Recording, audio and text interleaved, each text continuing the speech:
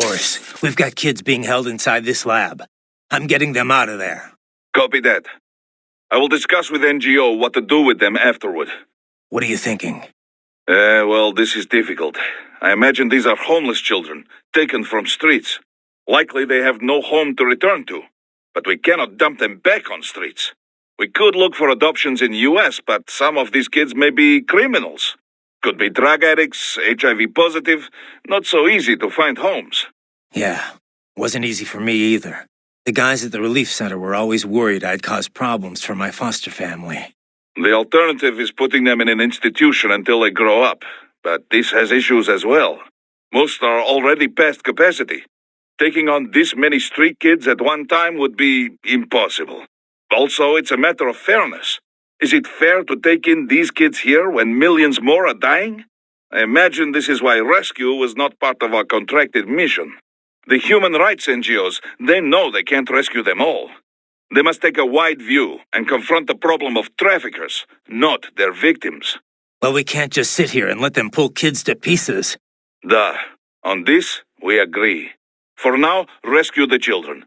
We'll worry about the fallout later. Copy that. Raiden, I said earlier this is an infiltration mission. But if it comes to combat when rescuing the children, so be it. If enemy cyborgs attack, you are free to respond with all available force. I figured. Attacking first, that would be a gray area, legally speaking. But I doubt anyone would take us to court over it. Yeah, I doubt it too. Just keep your hands off all non-combatants. That would violate international law, not to mention morals of company. I hear you. How are things back in Abkhazia? Thanks to the full efforts of the workers, power was restored in just 2 days. Pretty impressive. Only the power plant is back online, though. Refinery itself will likely be out of service for months. Fuel sent from Supsa is being used to power the plant for now. Just wish I could have stopped him. Impossible without a sniper. And in our focus on anti-cyborg combat, we were unprepared. Thankfully, other than financial losses, few Abkhaz citizens were seriously affected. The plant workers had already been evacuated, and most were hired back on to rebuild refinery. We received payment and are not being blamed for the suicide blast. Good to hear. It should go a long way to help fix our reputation. Duh. And even more good news. Desperado is down one of its top captains. Let's hope they learned a lesson. We can hope, but it is doubtful. We still do not know who is supporting them. Even if we shut Desperado down entirely, their backers could simply hire some other PMC. Whoever it is, you really think they're interested in the pipeline? Who'd benefit besides the Georgians? Hard to say. Whatever the plan was, it went up in flames with Dolzaev's suicide. The problem is that there are countless companies and governments profiting off the BTC pipeline. Whoever is behind it, they may be too big for a simple security firm like us to do anything.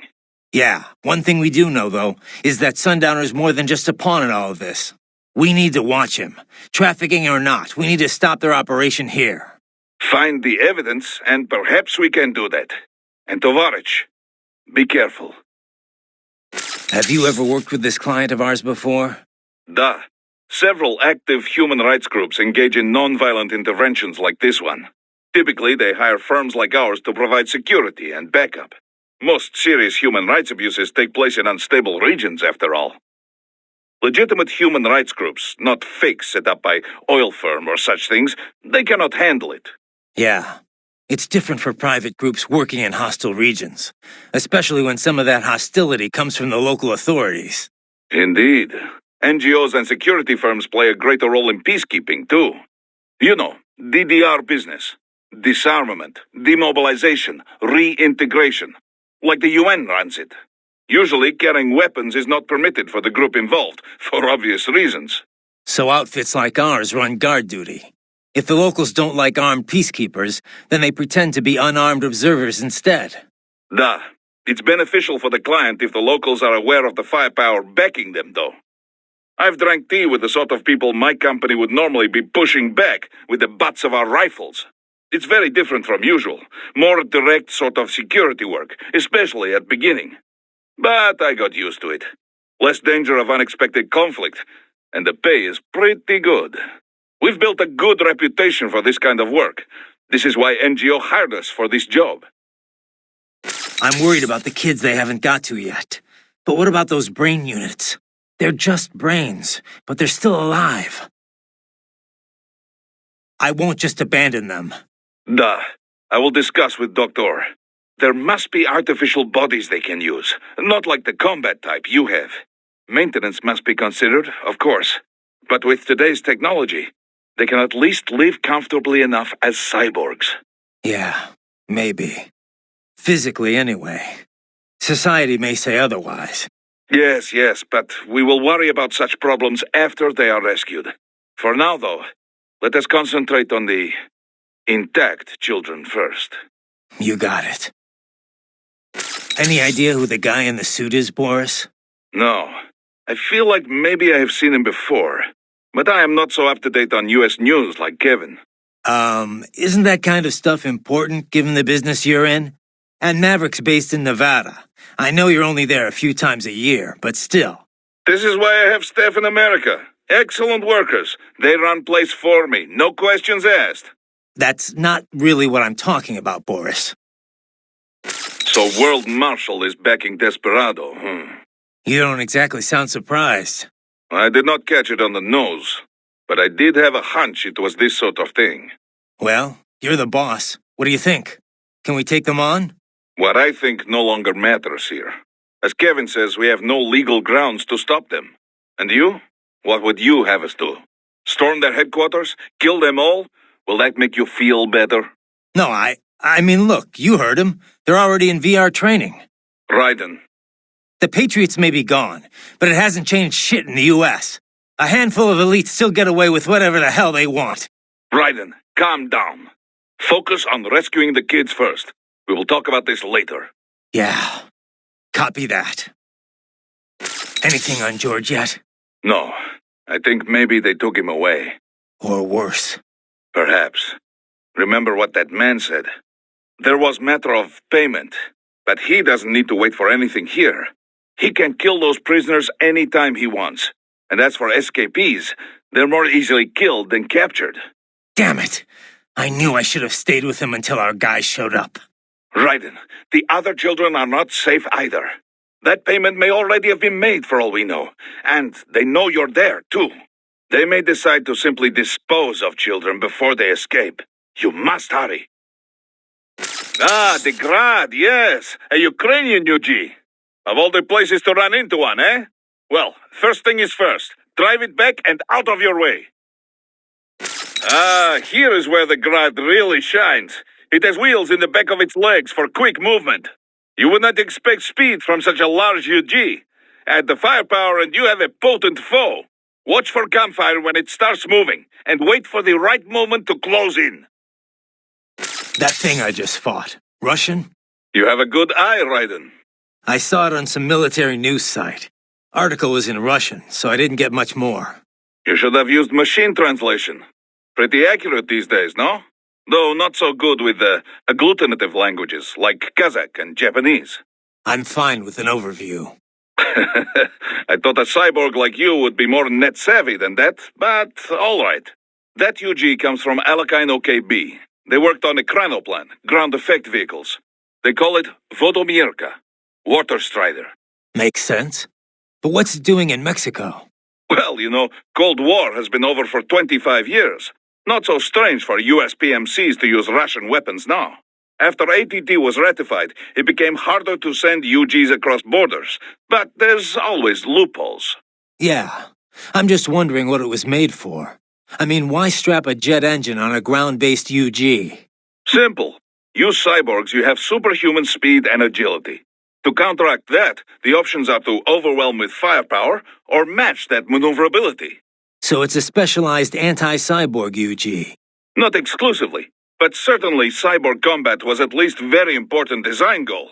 That flamethrower is also a very good anti-cyborg weapon. They mix monomethyl hydrazine with the gel fuel, making the temperature up to 2,000 degrees. Unlike gunfire, it can damage target through armor. And of course you can't cut it with an HF blade. The arms race never ends, huh?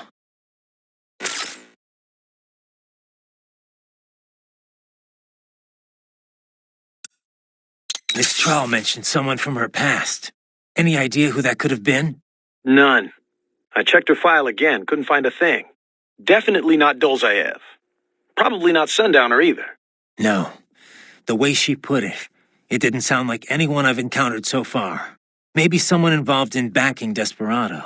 If so, sounds like they're providing more than just financing. Maybe they share the same philosophy. That'd be bad. People willing to die for their leaders aren't so easy to predict. Yeah, but other than the wins, Desperado's cyborgs are all just hired contractors. They're probably emotion suppressed with nanos or drugs or whatever, but that's about it. You're probably right. Those brains are from the street kids they picked up in Central and South America, right? Abducted by traffickers and sold to Desperado. Right. And now it looks like they're selling off their organs. That part of the world's full of homeless kids. True, though really just about every nation's full of them. Except the richest ones, that is. You see a lot of them across the African and Asian continents, too. Estimates put the worldwide number of homeless children at anywhere from tens to hundreds of millions. Kind of a broad range. I guess it's hard to do solid research in the kinds of places where you'd find them. True enough. The way the Human Rights NGO put it, though, it's hard to define what a street child is. There's lots of different types. Some are on the street because they ran away from home, but really they can return any time. Some work on the street but go home at night. And some kids literally live on the street with no family. Go home at night? Those kids still count as street children? Well, the point is that there's no set definition. Everyone involved has their own take on the issue. Without a clear definition, estimates inevitably end up all over the map. Makes sense. If you're going to talk about street kids, though, I think you need to differentiate. There are the kids who live on the street and the ones that just work it. Little things can make a huge difference if you've got a home and a family to fall back on, even if you're just running a fruit stand or shoe shine operation. Kind of presumptuous for me to say which is better, I guess, but you can't just ignore that aspect. Yeah. It's hard to imagine how helpless you feel when you've got no one to fall back on. Yeah. Opinions similarly divided on the child labor issue, too. Some say all underage labor should be banned. Others think the decision should be left up to the family. I mean, sure, kids shouldn't be exploited or pressed into military service. If nothing else, the right to an education's got to be protected.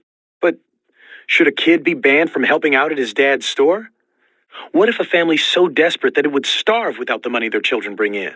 Yeah, it's definitely not cut and dry. You were talking earlier about runaways. Kids who could go back home if they wanted. Right. A lot of times they're fleeing problems at home. For a kid like that, life on the street's dangerous, sure, but maybe better than the abuse they got at home. They can go home if they feel like it, but they choose not to. That's a whole other level of tragedy.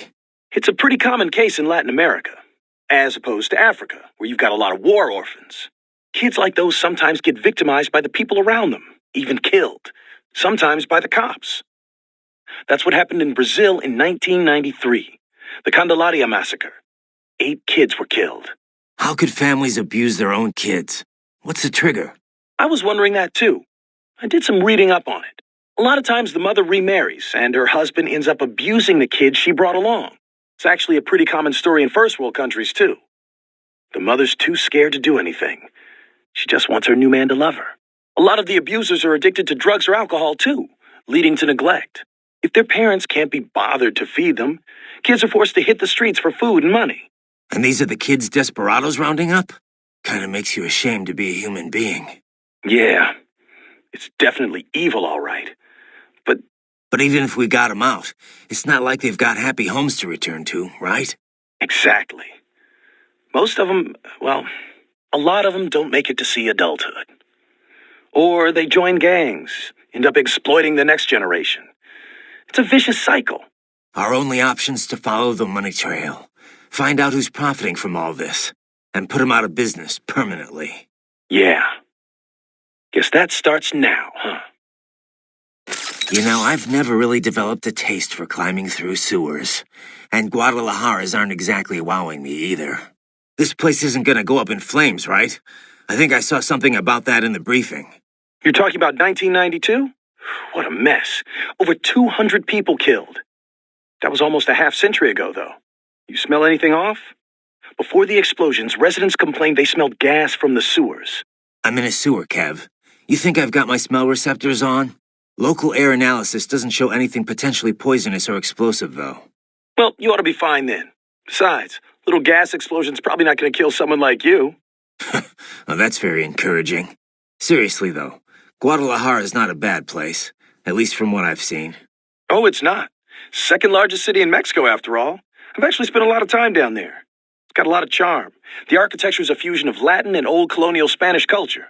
The city's historic district is home to a massive cathedral overlooking the whole town. It's always bustling. It's a lot of fun just kicking back and watching the locals. Walking around the Libertad, taking in the sun with a cerveza in one hand, mariachi band nearby. No better way to spend a weekend, let me tell you. If this PMC thing doesn't work out, you'd make one hell of a tour guide. Meanwhile, I'm down in this dark, filthy, humid, cramped sewer. Also, if you ask me, the girls over there are the hottest in all of Mexico. You wouldn't believe some of the chicas I've chatted up. On the street, in the shopping malls, at the bars. Sounds like better company than a robo-wolf and a bunch of plague-ridden mice. Well, hang in there. I'll buy you a shot of tequila after we wrap this up. The city of tequila's not far, actually. That's where it originated. I'll take you up on that. Now let's get this over with. That kid said he's from Guyana. That's on the Caribbean side of South America, right? Know anything about it? A little, though I'm more of an expert on Africa than the Americas. To be exact, Guyana's sandwiched between Venezuela and Suriname, with Brazil on its southern border. Of course, the Venezuelan border is sheer rainforest. There aren't even any roads through it. You have to cross the Guyana Shield to get to Brazil, too. So it's pretty isolated from the rest of the continent. Most inland connections run through Suriname, opposite of Venezuela. Beyond Suriname is French Guyana. The three countries are referred to as the Guyanas, and the entire region's got its own unique culture sphere. The Guyanas? I've heard the name, but I don't really know it at all. Same here. I do know the region's a lot smaller than Brazil, or even Venezuela for that matter. As you know, most South American countries have Spanish as their official language. Brazil uses Portuguese. Guyana, though, uses English. Suriname uses Dutch, and French Guyana uses French, naturally. A kind of divide-and-conquer approach to colonialism, huh? Yeah. They're all independent now except French Guyana, though. Sort of like what you see in Africa. I did some research after you met George. Culturally, at least, Guyana's more Caribbean than South American. Yeah? He looked a little Asian to me. There's a lot of immigrants from India living there. They were both British colonies, after all. It's a lot more influence from the UK than India, though. I mean, look at George's name, after all. An English-speaking South American of Indian background. Everything good over there, Ryden? You, don't seem like you're in much of a hurry. Give me some time. I've got a lot of intel to gather. Speaking of which, I'd better get going. Riding out. Man, I couldn't have imagined anyone would cut the brains out of kids. What are they even doing this for? Why make them into cyborgs? I don't know. They say child soldiers are both bolder and more obedient than adults, but... They are, on both counts. But the surgeries alone would cost a fortune, not to mention all the training. Yeah, I don't get it either. For now, you just look for the kids they haven't operated on yet. We come in too late on this, and things are gonna get a whole lot messier. Who's the guy in the suit? Doc's on it. He's running his face through for a match as we speak. But we only got a glimpse. Hard to pull a full set of features to match a photo with. We're gonna need some more time. Got it. He definitely looks familiar. But I have no idea where I would have seen him. Too bad we can't run a search on your brain. Sometimes it might be nice. What do we know about Armstrong? Plenty. Texas born and raised, played quarterback at UT. He was slated for the pros, but wound up joining the Navy after graduating. Said he wanted to serve his country instead. After that, moved to Colorado. Served in the state senate before getting elected to federal office. But this can probably wait. Yeah, you're right. Any sign of George? Not yet, no. Our men have split up to canvass the area. You just worry about the kids in the lab for now. Understood. Hey, Kev, let me ask you something. What's up? We've been over pretty much all the... No. Those girls in Guadalajara, you never told me what happened. Jeez, man, we're in the middle of a mission here. So they used you for free drinks and then took off, I take it, huh? Well, they weren't really my type. I'm more of an intellectual, you know? I don't go for just any random girl at a bar. Looks are one thing, but I need someone I can talk to. Someone fun but clever with a good sense of humor. Yeah, that's what I thought. Look, Kev, you're in your 30s now. It's time to stop holding out for Lil Miss Perfect. You just need to find someone nice. You know, settle down, start a family. Okay, Mom. Okay. Laugh all you want, Kev, but having kids will change your life. I can't see him all the time with work and all. But whenever I'm back home, he's always so excited to see me. When I see that, I feel like, you know, I want to do whatever I can to keep him happy. Sure, I hear you. But look, man, I was just having some fun in Mexico. I wasn't seriously searching for a wife or anything. I know, but separate from that, I just think you've gotten too damn picky. I can understand trying to find the ideal woman when you're young, but you know what? It's those little imperfections, those idiosyncrasies that keep things interesting in the long run. You come to appreciate that kind of stuff in a lifetime relationship. Idiosyncrasies, huh? Like if she snores or she talks loud during movies? Well, not if she talks during movies. A man's got to have some standards. That box you found earlier was for medical supplies, right?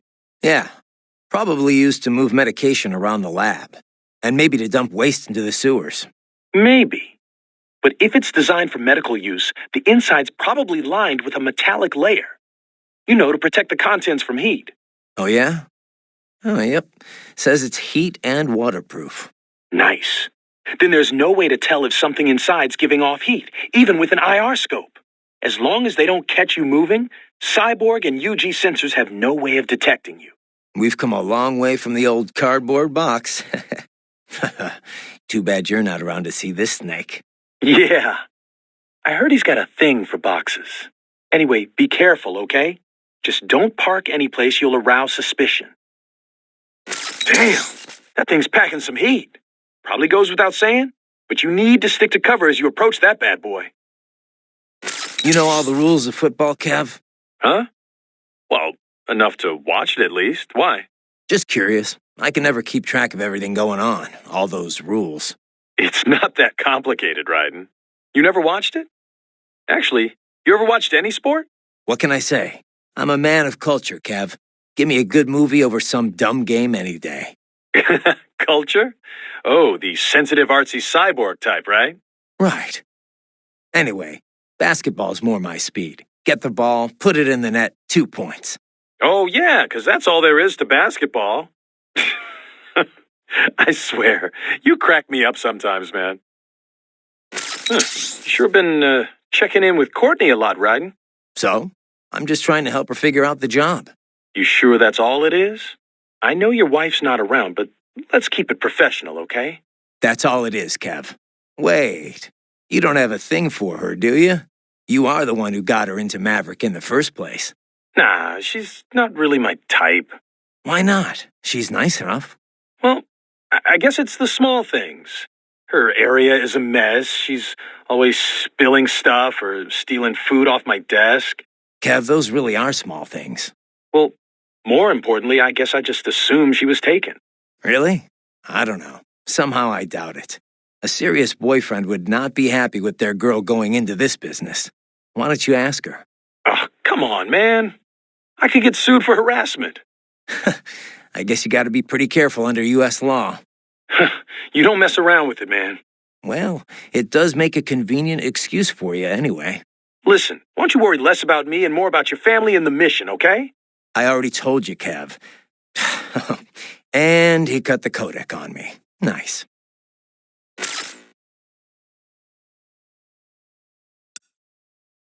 Can't believe Dolesayev blew himself up. Pretty common terror tactic. You don't usually see the leaders doing it, though. It's one thing to get your flock pumped up on the glory of dying for the cause, but it's not often they actually go through with it themselves. You gotta have a public face, after all. The guy who gets to claim responsibility on the evening news. In a weird way, Dolesayev showed some serious dedication. Not that I'm about to praise him for it. Yeah, still a terrorist. A suicide bomber in the end. If that's what you want to call him. Still, he kind of failed at it. How so? Well, all that explosion did was put a dent in Abkhazia's budget. More Russia's, really. They're the ones rebuilding the refinery. The coup didn't work out. He couldn't overthrow the government. He was barely a blip on Russia's radar. So, you're saying the bombing didn't accomplish any of his goals? He did it just because he was cornered? Sounds more like just plain suicide. Yeah. Probably wanted to end things with his own hands, like a samurai committing harakiri. Still not something to be commended for, though. Yeah. Lumping him in with true warriors like the samurai just gives them a bad name. I hope she didn't get to you. Wanting to protect the weak that's worth striving for. Don't worry. I've heard more than a few supervillain spiels in my time. Maybe we had some things in common in our past, but not anymore. I bring my beliefs into every battle I fight. You want to call me foolish? Well, that's not going to change me. I'm glad to hear that, Raiden. Yeah, thanks. Riding out. I can't believe what they're doing in there. Guess I shouldn't be so surprised, huh? Guess not. Are you gonna help them? No other choice. I'll try to help look for someplace that might take them in. Thanks. Least I can do. Did you want to save your data? By the way, I didn't know you spoke Spanish. I've got the U.S. Army to thank for that. I was in a group called Foxhound, although it doesn't exist on paper. We were isolated from the other soldiers. Day after day of VR training. I heard about that. It's not like it was all VR, though. Special Forces guys need advanced physical and communication skills. I had to do all the basic training and language schoolwork, too. We even trained in the Afghan village set up at Fort Polk. The Afghan village? They built a mock urban area on a base in Louisiana for training purposes. It was a hell of a lot more realistic than the VR training we had back then. Nothing compared to cyborg training, though. Having it jacked right in like that. They say it's so realistic now you can feel your blade cutting through flesh. I can't believe they're extracting children's brains. Can't we do anything? I don't know. That's something I need to discuss with Doc. For now, I gotta worry about the kids they haven't operated on yet. As long as they're held hostage, no way am I gonna be able to get the brains out of here. Yeah, you better hurry. Oh, but maybe you should save first. Know anything about the guy in the suit, Courtney? Not a clue, sorry. I feel like I might have seen him somewhere, but... Yeah, it's a pretty common-looking face. Doc's analyzing all his facial features right now. He should have something for you soon. All right. I've got a few things to do here anyway. Yep. Do you want to save first? World Marshal. I never would have guessed it. I mean, they're huge. They advertise on TV with Hollywood celebs and everything. Yeah, it builds their brand and influences how the mass media treats them. When a company's got nothing to sell and a huge ad campaign to sell it, that's usually a bad sign. But, I don't know, I thought they were like us. I guess I thought they actually prided themselves on following international law, keeping people safe. A lot of their guys aren't even contractors. They help militaries with logistics support, that kind of thing. I mean, I went to college with people who have jobs there. Sorry to hear that. Guess the ad campaign worked on them, huh? So, what now? First, we rescue those kids. After that, we talk things over with Boris and everyone else. Gotcha. Okay, I'd better save your data, huh? Got anything on George? Not yet. I hope he's okay. This is my fault. I could have stayed until someone came to pick him up. Come on. Who knows what would have happened to the other kids in the meantime? Or even now, for that matter. You're right. They're going to be in even more danger soon enough. And there's a chance George is still safe. Somewhere. Yeah. I'm sure he's fine. I'd better move. Say, Raiden, where'd you get that hat you were wearing? The sombrero? Well, picked it up at a souvenir store here. I guess I just kind of like the design. Also, when you're on a scout mission, it's vital that you use the local attire to blend into the background. Yeah. I think it looked pretty good on you. You looked like some kind of mariachi singer. Oh, you think so? Yep. Only, that's kind of a problem, too. How so? Well, I mean, that sombrero really is meant to be part of a mariachi costume. Mexicans don't wear hats like that normally. Come on. The guy at the shop told me I'd look just like a local. Yeah, a local tourist, maybe.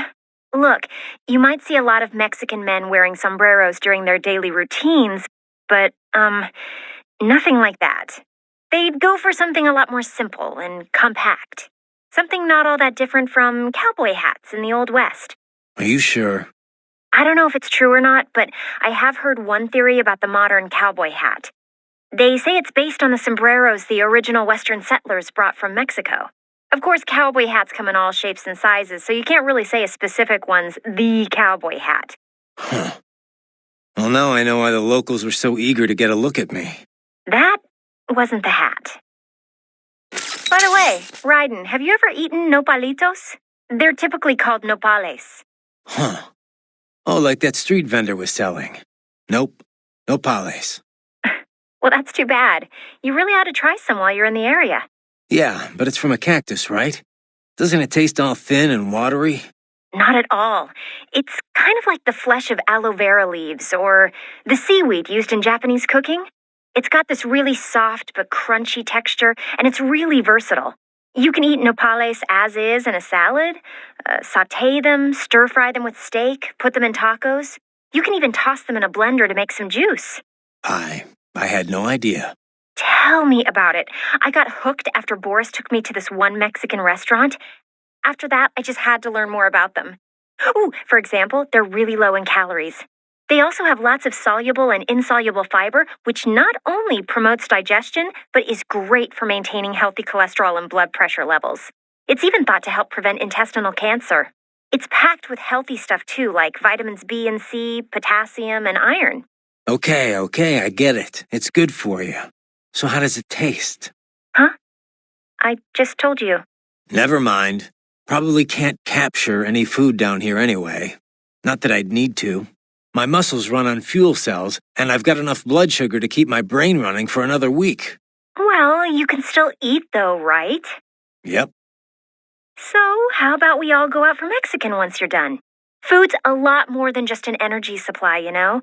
It's meant to be enjoyed. With that, I agree. You know much about Guyana, Courtney? Not really. I know the name, but don't ask me anything about what it's like. You mean you haven't even tried the food? Nope. No research trips this time. Besides, who knew we'd be running into any Guyanese here? I'm looking now, though. Looks like a lot of their diet is seafood. It's a small coastal nation, so it's probably easy to get fresh fish across the whole country. A lot of their dishes use Indian spices. That's where a lot of their immigrants come from. Fish with curry, huh? Sounds tasty. But maybe you could finish reading all about the food there after the mission. Huh? Oh, it just, came up while I was reading up on Guyana in general. Right. Well, let me know if you find anything actually useful. It just popped up in the search results, I swear. Doc, they're VR training those kids' brains. Indeed, much as one might expect. Simply installing someone in a cyborg body does nothing to enhance their neural acuity. True combat efficacy requires the right knowledge and the right operant conditioning. Yeah, but this isn't just normal army training. This is the Sears program. Indeed, the instructor sends data directly into the brain. The experience is almost impossible to discern from real life. No, Doc. I'm not talking about the VR tech. The training program's completely different. It is only VR, Raiden. They are not actually hurt. Well, right. That's because they don't have bodies to get hurt with. But they still feel pain. Without that, it just isn't realistic enough. That, and with this training, you're the one doing the killing. Not just the soldiers, innocent people, POWs, civilians. I see. So that is what the Sears program is. Yeah. Look, I gotta move. Out. So, World Marshal was Desperado's benefactor all along, No wonder they were able to deploy cyborgs in such numbers against you. If they'd already started putting those kids through VR training, is it possible I'm actually fighting some of them here? From the sound of things, the VR program had only just gotten underway. The brain can only process so much stimuli at once. You can speed up VR training for a UG to some extent, but not for a cyborg. I sincerely doubt they could complete a full training program in such a short time. Yeah, most of my training in Liberia was on the field, but it took a few months before I was in any way useful in combat. Indeed. I suppose you'd know more about how child soldiers fight than the rest of us here, Raiden. Yeah, I guess I'd be able to tell if they were children. Kids do fight differently from adults. How is Wolf faring? Hard to say just yet. Seems like he's doing okay. Good, good. I'm so pleased my repairs were effective. He seems happy enough, but I don't know. Can a machine really be happy? Maybe he's just being directed by his programming to behave that way. And what is wrong with that? If something you do for someone else is appreciated, it makes you happy. It's a perfectly normal reaction, one that applies whether you're man or machine, and whether or not you have intelligence. I guess so. When you watch a film, does it not make you happy when good things happen to the heroes in the end? I'm not seeing the connection. Well, those heroes are not really happy. They're just following a script written by someone else. The actors have human intelligence, but the characters themselves do not. It is a facade, an imitation, and yet we still feel an emotional connection. It does not matter that it is make-believe. Now, I certainly don't know whether the AI you encountered in the past was neural or not, but Wolf most certainly is. And with a neuro AI, it is not so simple as working off a set computer program. You can define intelligence however you like, but personally, I see no reason not to say Wolf has it. It possesses a neuro AI structurally similar to the human brain. It has learned enough of the world around it to be capable of human speech. Truly, an astounding artificial intelligence is at work here. One, I suspect, could make for substantial business opportunities given the chance. Think of the possibilities, Raiden. What do you think a truly intelligent AI could do for the world? I'll let you know if I think of anything. Riding out. What do you know about these brain units, Doc? It is a type of canister conceived to transport a cyborg's brain in a physiologically secure state. It's designed for quick, lower-risk implantation. Each one is equipped with a rudimentary environmental control system. So long as power is uninterrupted, the unit can protect the brain from temperature changes and other fluctuations in the local environment. I would imagine they regulate the brain's supply of oxygen and glucose as well. That's what I thought. I've seen these before, but I didn't think there were that many of them out there. Oh, manufacturing's exploded alongside the rise of cyborgs, though they're still made by only one company. The chassis also functions as an impact liner, absorbing impact and preventing organic damage. It's durable against impacts up to 700 G, which would be enough to permanently damage an unprotected brain. Sounds like military spec stuff. Well, it would certainly be expected to withstand gunshots or explosions. But the liner is primarily intended to keep the brain safe in the event of an accident during transport. These canisters are quite functional overall and clearly designed for mass production. Costs, you know. However, human brains come in many sizes. Thus, the unit is on the larger side to compensate for a wide range. This unit cannot be used if, as in your case, the subject wishes to retain his original human visage. The brain must instead be transplanted directly into a precision-fitted skull casing. Such customization, of course, does not come cheap, and does nothing to enhance the cyborg's battle skills. It's an option beyond the reach of most. You've surely noticed your cyborg opponents tend to resemble each other. That is part of the reason. So they're extracting the brains here, then transporting them somewhere else in these things. Into the US, most likely. Brains alone, after all, would not violate the UN Arms Trade Treaty. I imagine these are intended for implant into bodies manufactured in America. This is crazy. Have you located any tripods, Raiden? None around here. They may be clustered near a single spot. A maintenance area, perhaps. Have you checked there? I will now. So you want me to remote pilot this thing? Indeed. Once you physically breached server security, we can take care of the rest from here. It's a strange feeling. It feels like it's really me scurrying around. Well, you have hacked into all its sensors. Of course it should feel this way. Listen, Doc, if my body's ever destroyed, promise you won't stick me in one of these things. Well, I'm in no position to make such promises, you know. Especially not before you find the terminal. All right, I get the idea. Should be no problem. Stealth is my specialty, after all. Doc, The tripods Mistral had, they could leach electrolytes from my fuel cells, right? Can I do the same with the cyborgs here? But why would you want to do this, Raiden? Too much energy and you would most certainly explode. Oh, right. I guess there's that. It took quite an effort to hack into our little friend there, you know. I would take good care of him. That is a Grad, a UG developed in the Ukraine. UG? Looks like a standard pillbox to me. I have seen blueprints for a pillbox able to operate in tandem with infantry forces. I cannot be sure if this is the result, but I do know the Grad is capable of bipedal movement. In pillbox mode, the main cannon is also quite lethal. Approach carefully. Use cover to make your way to it. The Grad's shield does more than simply provide defense, you know. We have reports of a spinner mechanism that enables its use in close-quarters combat. Reports? Aren't the specs public knowledge?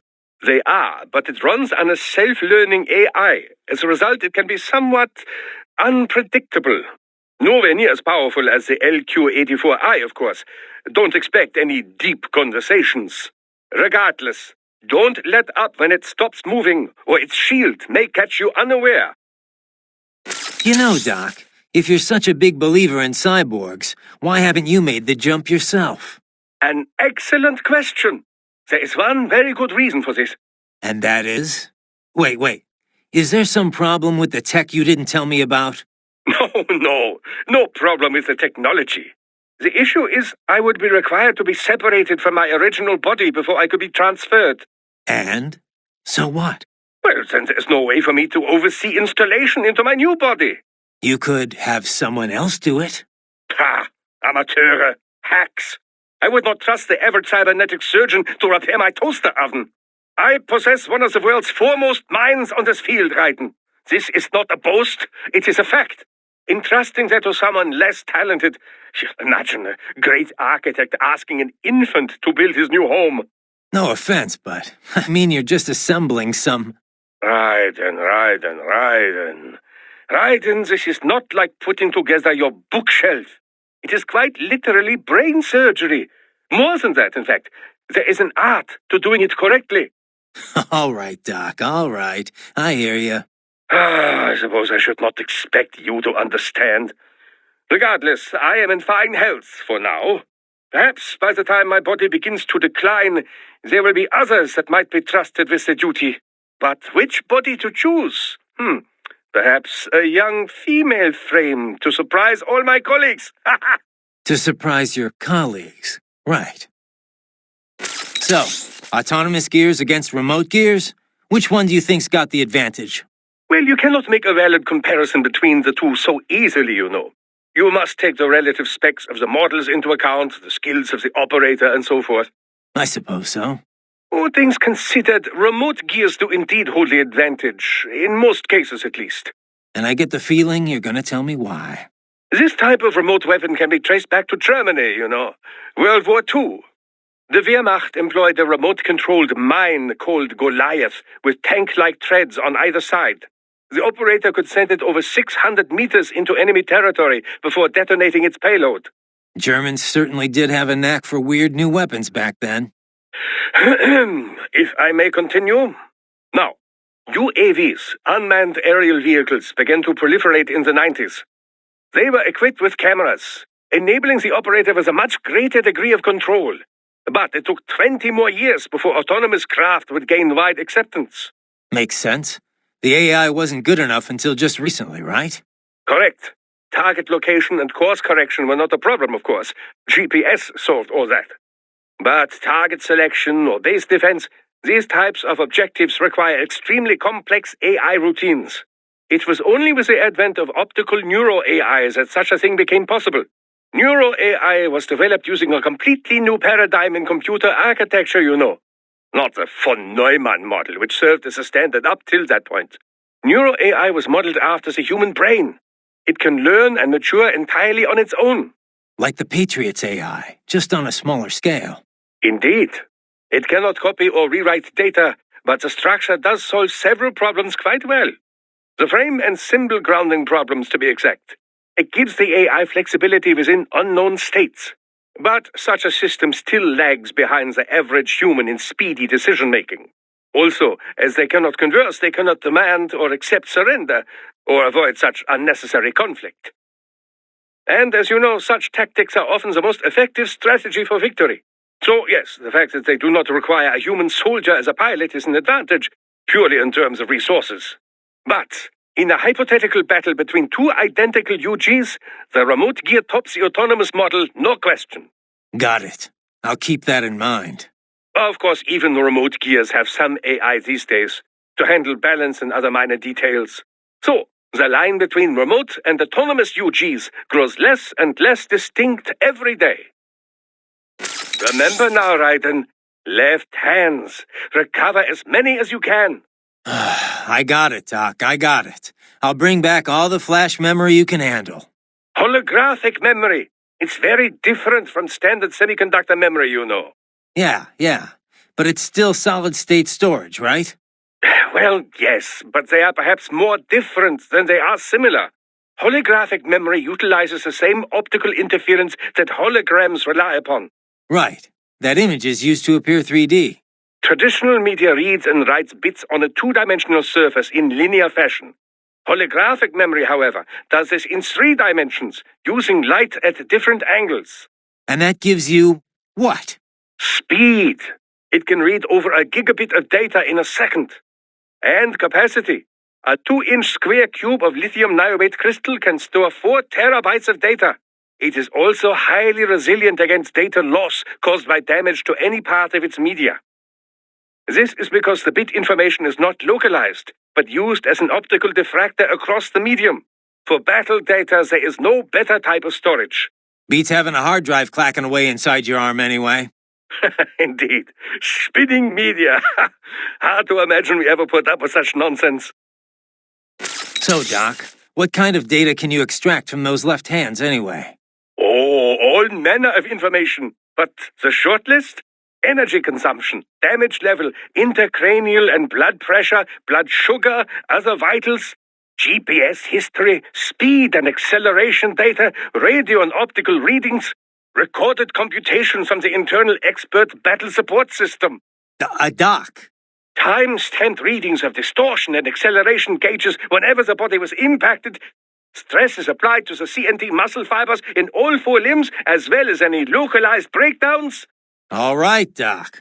Power consumption rates, remaining battery charge, type and amount of weaponry used, codec logs and wavelengths, voice transcripts, encryption methods. Okay, Doc, okay. Sorry I asked. As a field of technology, cyborg warfare is still in its infancy, you know. It is my duty as an engineer to collect and analyze as much data as possible for every conceivable situation. The resulting database will help drive future technology, both modifications and advances. Makes sense. But why the left hand? Why store it all there? Accessibility. A unit can remove it with its own right hand, or it can be recovered if the unit is damaged. I would advise you not to remove your own holographic storage, however, unless absolutely necessary. To facilitate recording of everything you see, hear, and so on, it is tied directly to your cranial nerves. So, each time the storage is connected or disconnected, your hippocampus is stimulated. This can result in memory loss, flashbacks, and all manner of unpleasant effects. Yeah, I have some experience with that. It's a little more than unpleasant. Very well done, Raiden. Oh, thanks, I guess. That Raptor may have been smaller than an Irving, but its potential is simply remarkable. Defeating it is a fine demonstration of your body's abilities. I'm quite happy to see it working so well. Well, thanks, Doc. I'm quite happy I'm not dead, too. How did it feel to fight it? Well, an Irving has more strength and firepower. But this guy was a lot harder to keep a beat on. Not that big of a deal, but you definitely don't want to let your guard down around one. Indeed. A combination Irving and tripod force would be a formidable foe in any urban warfare scenario. The only problem is cost. A PMC would have to be well funded indeed to even think about acquiring the necessary numbers to make it work. There are situations where an Irving may be overkill, but tripods cannot provide the necessary force. So the Raptor was built to fill that gap? Indeed. Its basic design is a streamlined, more compact version of the Irving. Furthermore, it uses the same control system as the tripods, which helps keep costs low. It can use standard personnel weaponry as is, and its armor has been componentized. This is to say, the user can expand its defensive capability as needed. It's fit for standard military operations, anti-terror missions, even regular patrol and police duty. A most admirable jack of all trades. Adorable too, wouldn't you say? Not the first word that comes to mind. Ah, yes. My apologies. I can't help but marvel at a well-made machine when I see one. There's no need to be jealous, though. Your body is still quite impressive as well. Yeah, thanks, Doc. Wolf? You're a one-of-a-kind prototype, right? Correct. I was originally conceived as a weapon to replace humans and cyborgs. Conversation and intelligent decision-making were deemed essential to the role. The project was eventually cancelled after 3 years in development. Why? I have intelligence, but I lack a specific quality essential to any combatant. What's that? Brutality. I am not human, thus, I lack the brutality inherent to humanity. I was shut down, then revived, apparently on Sundowner's orders. Sundowner? But what's he want with you? Unknown. A manifestation of his sense of humor, perhaps. As a machine, I am more sensitive to my fellow man than an actual fellow man. This amused him. Guy has an odd sense of humor. So, you were under Mistral's command all this time? I originally took orders from Sundowner, but not for long. As a novelty, I did not last. Mistral saw more potential in me. What'd she see? Unknown. However, she apparently enjoys the company of dogs. She demanded 100% obedience. As long as it was given, she treated me well. She was looking for companionship? That I cannot say. I still have relatively little communication experience with humans. My ability to read emotions not explicitly expressed by speech is lacking. So, how much do you know about how Desperados operated? I was at the lowest possible tier of information disclosure, beneath standard contractors. As it was explained to me, contractors need at least some information divulged to them. I did not. As a machine, I had no contract and no rights. I was kept in the dark. My knowledge is no deeper than what is already generally known throughout the industry. Couldn't you hack into their network or something? You're an AI. Perhaps, if I had free access to a computer. Also, hands. Those are necessary to operate a keyboard. Yeah, but you are a computer. It is not so simple. There are protocol issues. Neural AIs are far closer in structure to the human brain than standard von Neumann architecture computers. Well, I would have tried anyway. Did you have contact with anyone besides Mistral? I engaged in tandem field operations with Sam on several occasions. However, he was even more difficult for me to comprehend than Mistral. I bet. Raiden. Ambulatory unmanned gears detected in sewer network. What? Desperados already spotted us? Negative. These UGs are not engaged in proper perimeter security. Even were the lab anticipating our assault, they would not set up patrols down here. It is too far from the lab to be effectively guarded. So what are they doing down here? Judging by their behavior, I believe they are gathering AI behavioral learning data. Meaning? With Neuro AI, there is no delineation between hardware and software. You cannot simply extract the learning data from one AI and insert it into another. In order to prepare a UG's AI for deployment, each must learn its duties on an individual basis. So they're using a Mexican sewer as their training ground? No, it would be impractical to implement on-the-field training for every AI in their force. In most cases, AIs are fed simulated data sets, plus feedback based on their chosen actions. Put another way, they engage in VR training. So then why are they here? I believe they are collecting data to improve upon their VR training code. To build a better VR regimen, they must go out in the field to experiment and gather data. It is probable they are using the sewers to help improve their AI's behavior in enclosed spaces. That's the sort of subcontracting work this lab does? It appears likely. Oh, great. And here I was hoping the worst we'd have to deal with is toxic waste. Unfortunately, not. Let me ask you something. What do you think you're doing here? I mean, why are you working with me? Because I choose to. I owe a debt, and I wish to repay it. A debt, huh? How human of you. I contest that statement. Many humans possess little or no sense of obligation at all. And many are entirely willing to trample their fellow man for personal gain. I know. But is that it? I mean, you're willing to follow me, put yourself at risk just because of that? What do you think of what I'm doing here, for example? A delicate question. I do find it difficult to rationalize your mission to rescue the children. If you wish to save children in need, there are hundreds of millions of others equally in need. Thanks for the support. However, we must still uncover the full extent of Desperado's activities. And as such, it is meaningless to debate best practices without sufficient information. All right, then. No more questions, Your Honor. You ever see the guy in the suit before? I am sorry, no. Nothing in your database? I have no database, Raiden. The symbol grounding capabilities of my neuro-AI allow me to identify faces in only the vaguest of terms. I can judge whether I think I may have seen him before, but I do not have the accuracy of a database. Well, that's ridiculous. You're an AI. An AI modeled after the human brain, and thus as flexible and occasionally vague as any humans. Of this man, however, I have no recollection. I do not believe I have encountered him before. Most likely. Oh, man.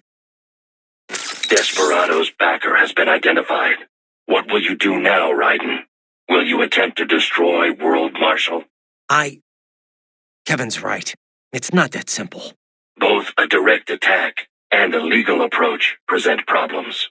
Either course will likely lead to additional conflict. We can figure it out later. For now, we're getting those kids out. That remains your intent? I cannot fully agree with that course of action, but I will support your decision. I will continue to scout ahead. George is missing. Yeah, I should have had you stay back and watch him. I should have been more cautious as well. Listen, you should head back to the sewer and help out with the search. I'm gonna keep moving. Understood. There's a boy down here? Are you sure? An AI never lies. What? Well, that's a lie right there. You think the Patriot AIs told nothing but the truth? I have yet to see evidence to the contrary. But, indeed, perhaps never lies would be an overstatement. Way to backpedal. I didn't think AIs ever got flip-floppy like that. An optical neuro-AI is fundamentally similar to an actual human brain. Whether they lie or not is another question. But certainly they are capable of incorrect statements. Anyway, let's get back to the kid. Where is he? Unknown. He ran when he saw me. I intended no harm, but he must have assumed the worst. I opted not to pursue, as that might only confirm his suspicions. What'd he look like? An Indian child, estimated age 11 years. He appeared to be wearing medical scrubs. Human trafficking. The boy fled in your direction. It would be wise to search for him. One can logically assume he would have information pertinent to our mission. Yeah, no shit. It appears you have entered the sewer's maintenance corridor. It connects individual water conduits for inspection and work access. Additionally, it is used for material storage during expansion and construction work. How do you know all this? These are all logical assumptions. This is Raiden. I'm near the target area, but I'm not seeing any lab entrance. Yes, I am searching for it as well. Any ideas? Remember what the boy said, Raiden. He escaped into the sewers via a drainage channel, and that there was a large shutter gate nearby. Yeah, but I haven't seen any gates. You? It is likely well hidden. We may be unable to detect it from the outside. It may be wise to search the walls near any drain outlets. Right. Let's get to it. You appear to be near a drain outlet. Try using your blade on the walls nearby. You have entered the lab? Yeah. You're falling behind, Wolf. My apologies. It's fine. Just get here as soon as you can. I have failed in my duties as a scout. There is no excuse. This has never happened to me before. I said it's fine, Wolf. It's no big deal. Just get here ASAP, okay? Thank you. I shall redeem myself. I swear that to you. Yeah, okay. Wolf, what's your status? I am en route to George's last known location. I will handle this assignment. You may return to your mission. Any luck finding George? No. I encountered the Maverick agents sent for him, but they had no additional information. You had best hurry, Raiden. Right. Raiden, are you all right? It appears the path I scouted for you is less than ideal. It's all right. I doubt there was any way around this guy. I'll figure something out. So you said it took 3 years to learn how to speak, right? Given enough time, could any AI be taught that too? I cannot assert that. A neuro-AI is only capable of learning new things, not growing and replenishing its own cells. Thus, each neuro-AI is equipped with a predetermined capacity that cannot be altered. My AI contains 90 billion neurons, more than a human being. A normal LQ-84 model possesses only 1.6 billion. That's a big difference. Relatively, yes. I doubt any amount of learning period would enable an LQ-84 to speak. It would be similar to attempting to teach a dog how to converse. A combination of appropriate instruction and an ample neuron count are required to accomplish the feat. So if someone else made a neuro-AI with the same capacity or more... Other AIs as conversant as I are a possibility. Yes, robotic pets with neuro-AIs are already on the market. And I understand research and development are underway to create a model capable of conversation. Do not be surprised if such a pet becomes available before too long. If that becomes commonplace, hard to imagine. Is it? The human race has willingly embraced all of its other inventions so far. Steam engines, electricity, the internet, cyborgs. Perhaps the day will come when conversing with AIs, too, is considered perfectly normal. Maybe. As normal as being a cyborg is now, at least. The most significant challenge would be in crafting the appropriate training regimen. The only way to establish an effective learning system is through sheer trial and error, and it will take even more time to virtualize and optimize that system for mass production. One could say my own existence is due in no small part to simple luck. Of course, I was a failure as a weapon as well. Failure or not, you're better off than an AI that knows nothing but how to fight. I am pleased to hear you say that. Your only option is to fight. Never let your guard down. Raiden, it is time to proceed. Your next objective is marked on your Soliton radar. You are free to follow whatever course of action you choose. Hey, Wolf, know anyone named Gubayama? Gubayama? No. Perhaps I have heard it before, but... Huh. Well, no big deal. Just thought it might ring a bell. I apologize that I am unable to help. Nah, forget it. Unless I am mistaken, Yama is Japanese for mountain. Huh? Does that help? No. The Colonel told me he met Gubayama once. Probably someone's name. A significant number of sumo wrestlers use the term Yama as part of their ring name. Perhaps this Gubayama is in the sumo business. Makes sense, sure. I just wish there was some way of knowing what that AI was trying to tell me. Don't suppose you know where Shibomniji is either, huh? No I don't. I am afraid I have little to offer you in terms of battle tactics. You possess far more combat experience than I. Boris or Doctor will likely have more pertinent intelligence regarding your foes.